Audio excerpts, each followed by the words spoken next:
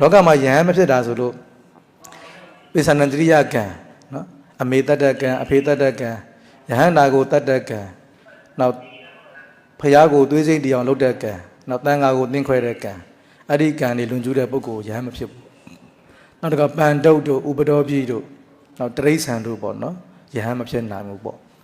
ဆိုတော့တဏှာတွေကကြတော့ကျွန်တော်ယဟန်ဖြစ်နိုင်တယ်လीနော်ဒါကြောင့်ကျွန်တော်ခုနကယောဂတဲ့တွေဟာယဟန်ခိုင်တော့ယဟန်ဖြစ်ပါတယ်လို့နော်တင်ပါဗျာ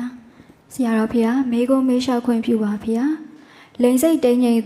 န့်သူလိန်တူစိတ်ဝင်စားသူတွေဟာယဟန်ဝတ်ခွင့်ရှိပါသလားဗျာဝီနီးတော်အရာခွင့်ပြုထားပါသလားရှင်ဗျာ